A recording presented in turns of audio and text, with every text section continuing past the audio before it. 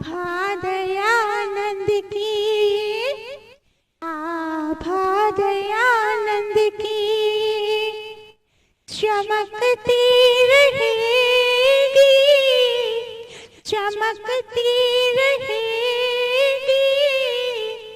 ऋषि वाटिका प्रतिपल महकती रहेगी। आभा दयानंद की चमकती रहेगी, चमकती रहेगी। ऋषि वाटिका प्रतिपल महकती रहेगी। आशा के गगन में आज हंस जोड़े उड़ते हैं, आशा के गगन में आज हंस जोड़े उड़ते हैं। सुन के ऋषि अफसाने लोग प्रतिदिन जुड़ते हैं, सुन के ऋषि अफसाने लोग प्रतिदिन जुड़ते हैं। दयानंद की कीर्ति कांति, दयानंद की कीर्ति कांति बिखरती रहेगी, बिखरती रहेगी। ऋषि वाटिका प्रतिपल महकती रहेगी। आभा दयानंद की चमकती रहेगी, चमकती रहेगी। ऋषि वाटिका प्रतिपल महकती रहेगी। बहता है झरना आज सूखी चट्टानों से, बहता है झरना आज सूखी चट्टानों से। निकल रही है खुशहाली खंडहर वीरानों से, निकल रही है खुशहाली खंडहर वीरानों से। सोने की चिड़िया, सोने की चिड़िया फिर सोने की चिड़िया फिर से चहकती रहेगी, चहकती रहेगी। ऋषि वाटिका प्रतिपल महकती रहेगी। आभा दयानंद की चमकती रहेगी, चमकती रहेगी। ऋषि वाटिका प्रतिपल महकती रहेगी। पर पंचों के दल दल में ये हम तो घसे जा रहे थे, पर पंचों के दल दल में हम तो घसे जा रहे थे। विषयों के चक्रव्यूह में फंसे जा रहे थे, विषयों के चक्रव्यूह में फंसे जा रहे थे। वेद ज्ञान शक्ति पाप, वेद ज्ञान शक्ति पाप कुचलती रहेगी, कुचलती रहेगी। ऋषि वाटिका प्रतिपल महकती रहेगी। आभा दयानंद की चमकती रहेगी, चमकती रहेगी। ऋषि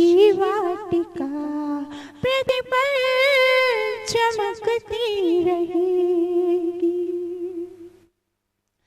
मन की परतंत्रता दूर हो रही है, मन की परतंत्रता दूर हो रही है। ऋषि भूमि जय घोषों से पूरित हो रही है, ऋषि भूमि जय घोष से पूरित हो रही है। ज्ञान ज्योति सारे जगत में, ज्ञान ज्योति सारे जगत में दमकती रहेगी, दमकती रहेगी। ऋषि वाटिका प्रतिपल महकती रहेगी। आभा दयानंद की चमकती रहेगी, चमकती रहेगी। ऋषि वाटिका प्रतिपल महकती रहेगी। साफ साफ सबको हित दिखाई दे रहा है, साफ साफ सबको हित दिखाई दे रहा है। सही और गलत का अंतर स्पष्ट दिखाई दे रहा है, सही और गलत का अंतर स्पष्ट दिखाई दे रहा है। सत्यवाणी आर्य मंचों से, वेदवाणी आर्य मंचों से गरजती रहेगी, गरजती रहेगी। ऋषि वाटिका प्रतिपल महकती रहेगी। आभा दयानंद की चमकती रहेगी, चमकती रहेगी। ऋषि वाटिका प्रतिपल चमकती रहेगी। ऋषि वाटिका प्रतिपल महकती रहेगी।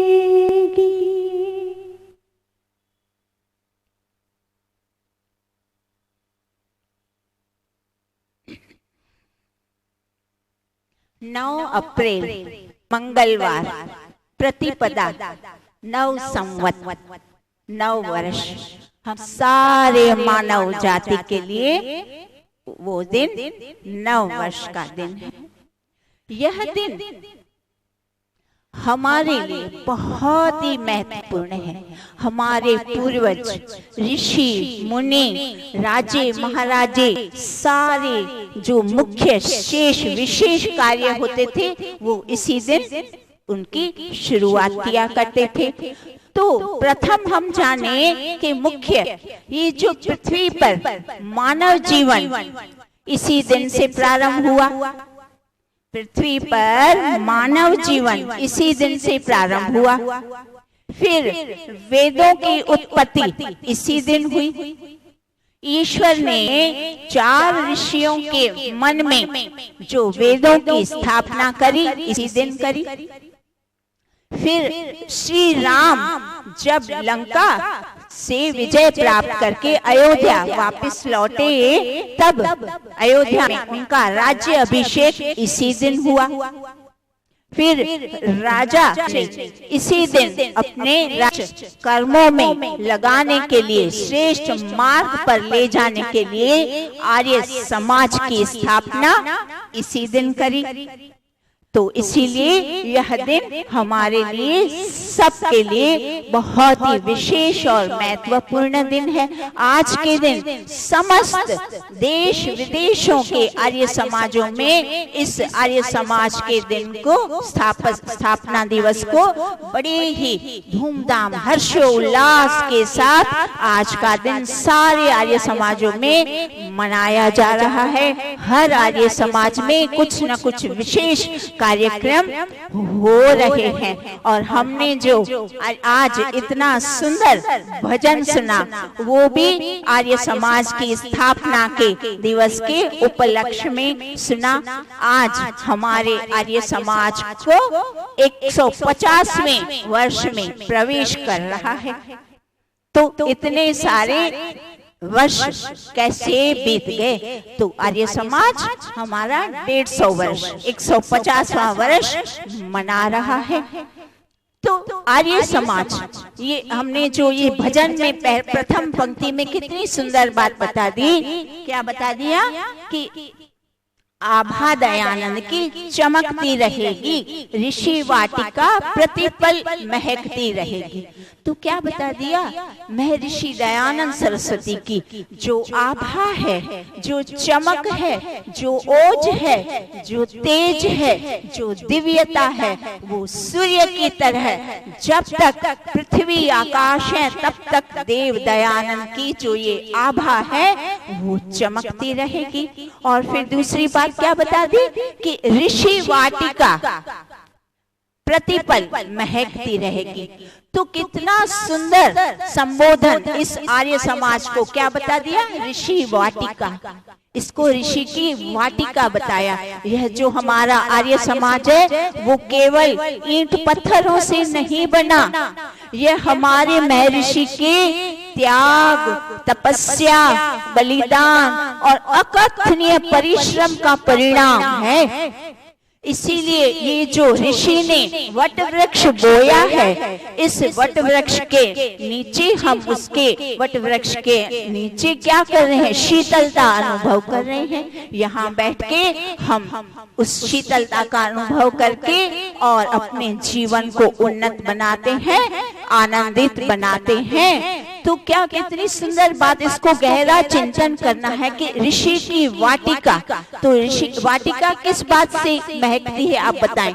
फूलों से महकती है ना। तो फूल क्या करते हैं, अपना पराग, अपनी सुगंधि क्या करते हैं, पूरे सबको मुक्त भाव से, उदार भाव से हमेशा वो अपने सुगंध और पराग महकाते हैं, सबको देते रहते हैं। तो हमें, हमारे ऊपर कितना बड़ा दायित्व, हमको क्या संज्ञा दी, हमको इस वाटिका के पुष्प कहा। हम इस सुंदर ऋषि की वाटिका के पुष्प हैं। तो पुष्पों की तरह हमें क्या करना है, पुष्प जैसे पराग और सुगंधित फैलाता है, महकाता है सबको, हमें अपने सद्गुणों से, आत्मीयता से, प्रेम भावना से इस वाटिका को महकाना है, सुंदर बनाना है।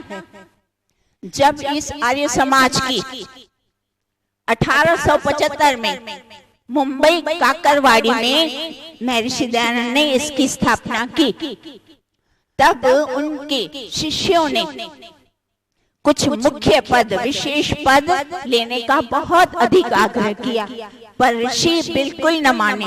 अंत में बहुत आग्रह करने के पश्चात उन्होंने एक सामान्य साधारण सदस्यता स्वीकार करी। अब ऋषि के जीवन से क्या पता गले को क्या हुआ, आज मैं गा भी नहीं पा रही थी। नहीं, पानी से तो और बिगड़ेगा। तो ऋषि ने बताया है हमें, हम कहाँ थे, ऋषि क्या कह रहे थे, हाँ जी, हाँ, मुंबई काकरवाड़ी में जो उन्होंने क्या करा, एक सामान्य साधारण सदस्यता को स्वीकार किया, बड़े पद को स्वीकार नहीं किया। हमें उनके जीवन से क्या शिक्षा प्रेरणा मिलती है, उनके जीवन से शिक्षाएं लेनी है। आज आप देखिए, मानव पद प्रतिष्ठा के लिए सब कुछ करता है, सारा कार्य पद चाहिए, प्रतिष्ठा चाहिए। तो हमें ऋषि के जीवन से ये सुंदर बहुत सारी प्रेरणा मिलती है, शिक्षा मिलती है।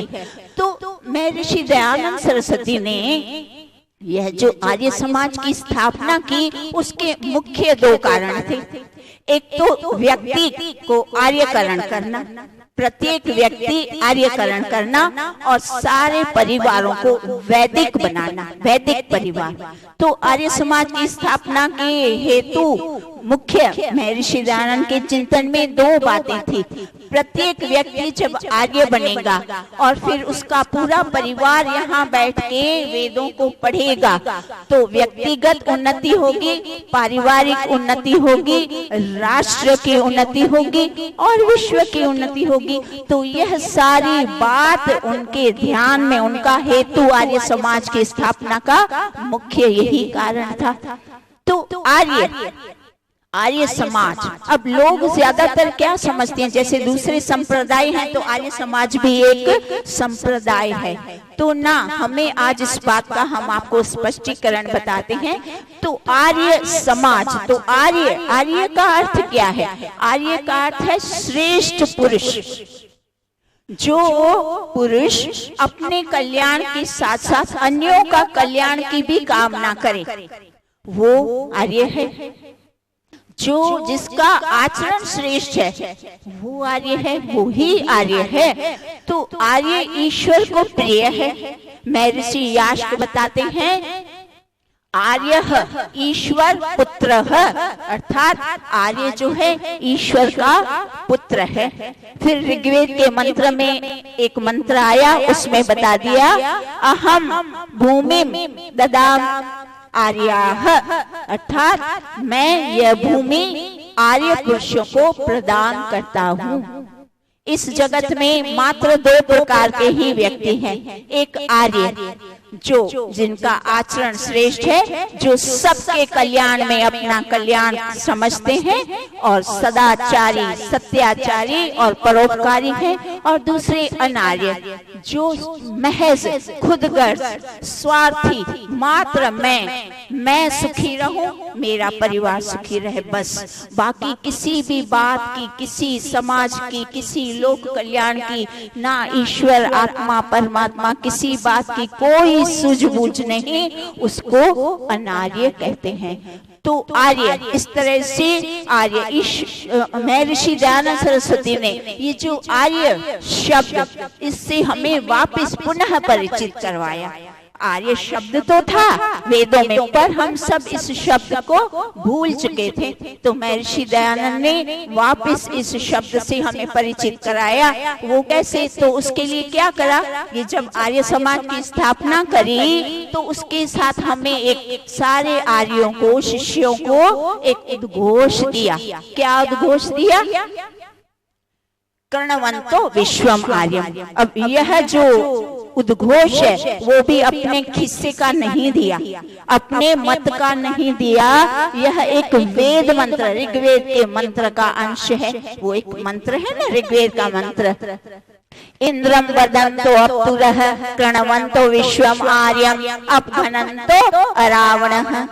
अब उसका अर्थ क्या है कि तुम सब स्वयं श्रेष्ठ कर्म करो, ईश्वर की उपासना करो, सदाचार परोपकार करो, शुभ कर्म करो, अपने दोष दुर्गुणों को दूर करो और फिर उसके बाद दूसरों को श्रेष्ठ मानव बनाओ, दूसरों के दुर्गुणों को दूर करने का प्रयास करो और पूरे विश्व को आर्य बनाओ। और इस मंत्र में चार मुख्य बातें हैं। एक तो ईश्वर स्तुति, प्रार्थना, उपासना, फिर दूसरा है श्रेष्ठ कर्मों का संपादन, तीसरा है सारे विश्व को आर्य बनाना, और चौथा क्या है कि अदानता का निवारण करना।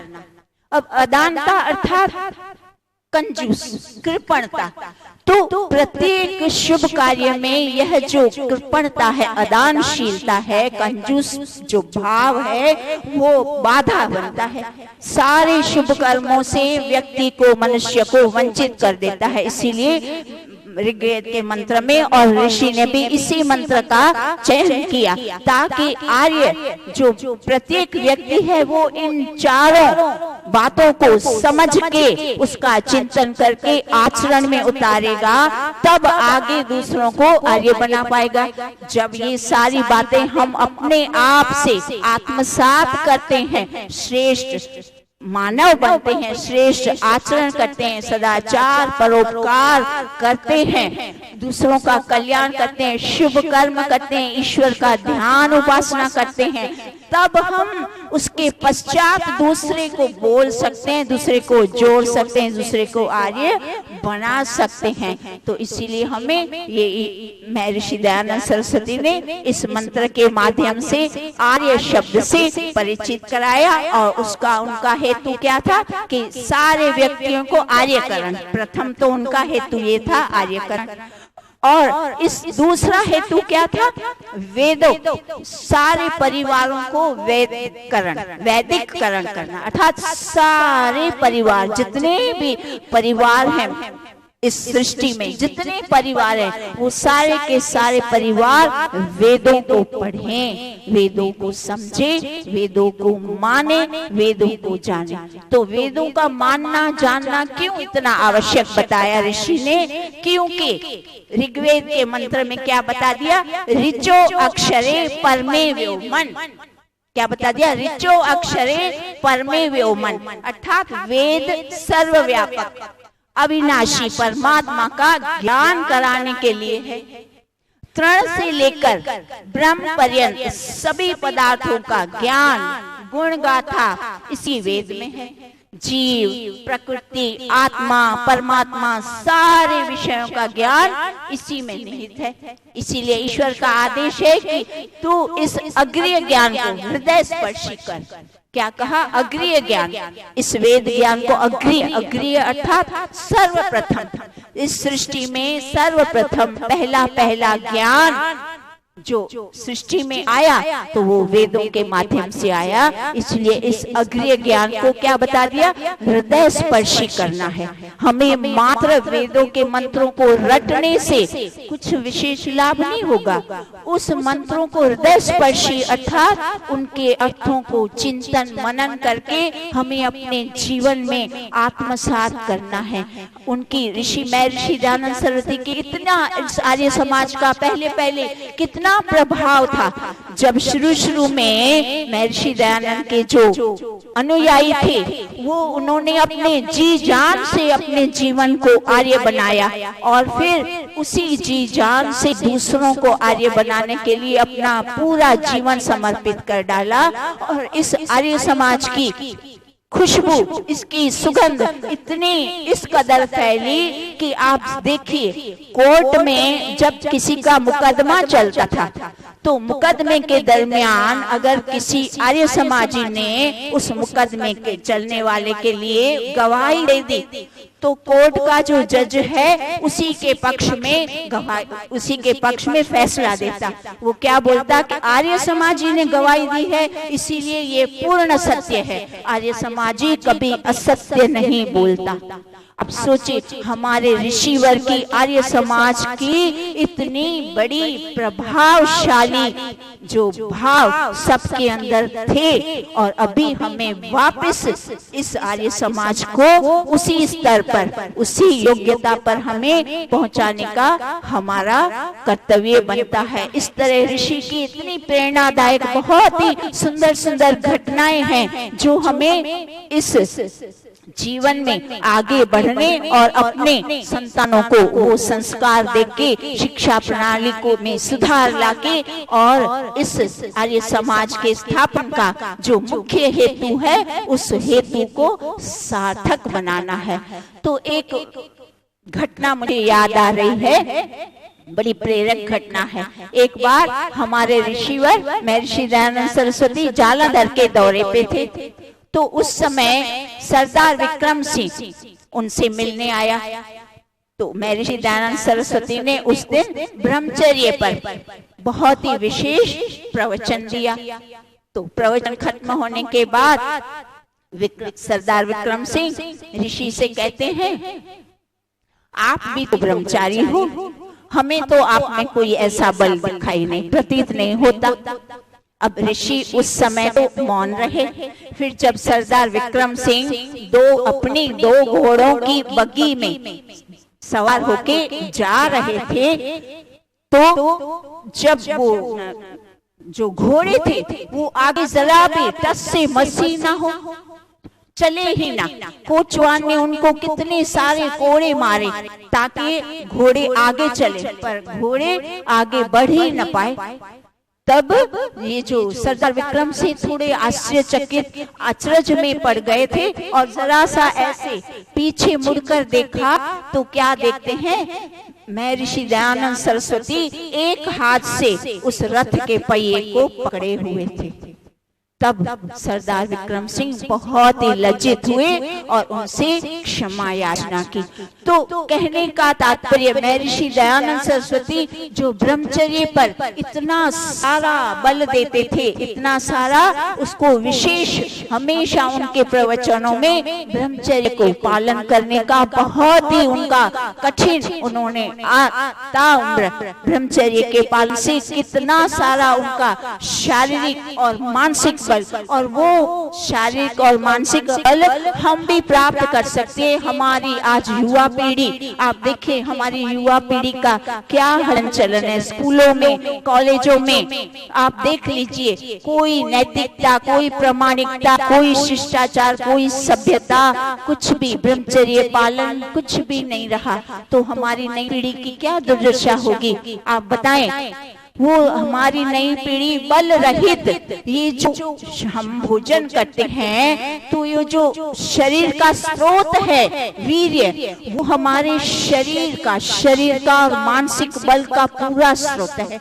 अब उस ऊर्जा से हम चाहे तो इस इंद्रियों का सुख प्राप्त करें, और हम अगर चाहे तो उस ऊर्जा से, उस ऊर्जा का सेवन करके हम ब्रह्म को प्राप्त करें, हम ध्यान उपासना करें, हम सदाचार करें, परोपकार करें, शुभ कर्म करें उसी ऊर्जा से। वो ऊर्जा या तो आप शरीर के इंद्रियों के सुख में खर्च करो, या तो उस ऊर्जा को हमें इन शुभ कर्मों में, ब्रह्म की प्राप्ति में प्राप्त करने के लिए महर्षि दयानंद सरस्वती ने इस तरह से हमें बहुत सुंदर सुंदर बातें, इतनी अच्छी बातें बताई। आर्य समाज, हमारा आर्य समाज कैसा है, बहुत ही गरिमामयी, इतना इसने गौरव भी बहुत प्रदान किया है। देश विदेश में आर्य समाज का बहुत बड़ा प्रभाव रहा है। आर्य समाज के ऊपर सब लोगों का अभी एक ही नजर है कि अब सारे विश्व में मात्र समाज को सुधारने का, नई पीढ़ी को नई दिशा, नया मार्ग देने का जो अगर कोई एक भी स्थान बचा है तो एक आर्य समाज है। तो हमें आर्य समाज में मिलकर के हमें क्या करना है, तन से, मन से, धन से, आत्मीयता से, अपना घर से भी विशेष इसको महत्व देके, इसको समर्पित होके और मिलजुल के एकता संगठित होके, सारे भेदभाव भूल के एक होकर के हमें इस आर्य समाज का कार्य आगे बढ़ाना है। एक सुंदर कविता हमारे पास आई है, तो हम उस कविता को भी 2 मिनट में, हमारे पास समय है। ऋषि की धरोहर अपनी आर्य समाज को सजाने संवारने का तन मन धन से प्रयत्न करें। कविता। नव दुल्हन सी सजी धजी यह अपनी आर्य समाज हो, सजी धजी यह अपनी आर्य समाज हो, इसे सुशोभित करने में आर्यो हम सबका हाथ हो। पावन ये धरोहर ऋषिवर की, पावन ये धरोहर ऋषिवर की, कब से हमें देखो निहार रही, उद्धार करें तन मन धन से, मानो करती ये पुकार रही। आगे आए मिलजुल कर हम और एक दूजे का साथ हो, इसे सुशोभित करने में आर्यो हम सबका हाथ हो। चाहे सेवक या अधिकारी, पंडित या पुरोहित कर्मचारी, श्रमदान करे यहाँ आकर के हम सब में हो जिम्मेदारी। श्रमदान करे यहाँ आकर के हम सब में हो जिम्मेदारी। खुशी खुशी करें सब योगदान, खुशी खुशी करे सब योगदान, इसे इसमें ना कोई नाराज हो, इसे सुशोभित करने में आर्यो हम सबका हाथ हो। ऋषिवर की पावन बगिया को मिलकर के हम महकाना है, यथा संभव धन का करें दान, इस भवन को फिर से सजाना है। कितनी मनोहर स्वच्छ जगह आगंतुक की यह आवाज हो, इसे सुशोभित करने में आर्यो हम सबका हाथ हो। अपने अपने घर से प्यारा अपना यह पावन मंदिर हो, सौंदर्य बढ़ाएं इस सबका सदा यही भावना अंदर हो। कल करने का हित भाव त्याग, कल करने का हित भाव त्याग, अब अभी से ये आगाज हो, इसे सुशोभित करने में आर्यो हम सबका हाथ हो। अब सौंदर्य बढ़ाना, आर्य समाज का सौंदर्य बढ़ाने का तात्पर्य क्या है? आर्य समाज के सौंदर्य किस बात से बढ़ता है? हमारी सब, हम आर्य की जो हमें पुष्पों से, पुष्प के नाम की संज्ञा दी गई, पुष्पों के नाम से संबोधित किया गया, तो हमारा सबका कर्तव्य क्या बनता है? हमें आर्य समाज को कैसे सुशोभित करना है? अपने गुणों से, प्यार से, प्रेम से, आत्मीयता से, आत्मीयता, सबके प्रति प्रेम, दया भाव, करुणा, सदाचार, शुभ कर्म, सबको एक करके संगठित होके इस आर्य समाज को हमें और भी आगे ऊंचे स्तर पर, जितना अभी गरिमा में है, इससे भी आगे यह हमारे ऋषिवर की वाटिका को हमें और भी हमेशा फलने फूलने और सुगंधित करने में हम सबका सहयोग होना। जो जो जितना सहयोग देगा वो स्वयं उसी से ही उतना लाभान्वित होगा। हमारा समय हो चुका, आगे का हम अगली बार। ओम द्यौ शांतिरन्तरिक्षं शांति, पृथ्वी शांति, रापः शांति, रोषधयः शांति, वनस्पतयः शान्तिर्विश्वे देवा शान्ति, ब्रह्म शान्ति, सर्वं शान्ति। शान्तिरेव शान्ति सामा शान्तिरेधि। ओम शान्तिः शांति। सर्वेभ्यो नमः। आप सबका बहुत बहुत धन्यवाद। आर्य समाज की स्थापना दिवस का सबको बहुत बहुत ढेर सारी शुभकामनाएं।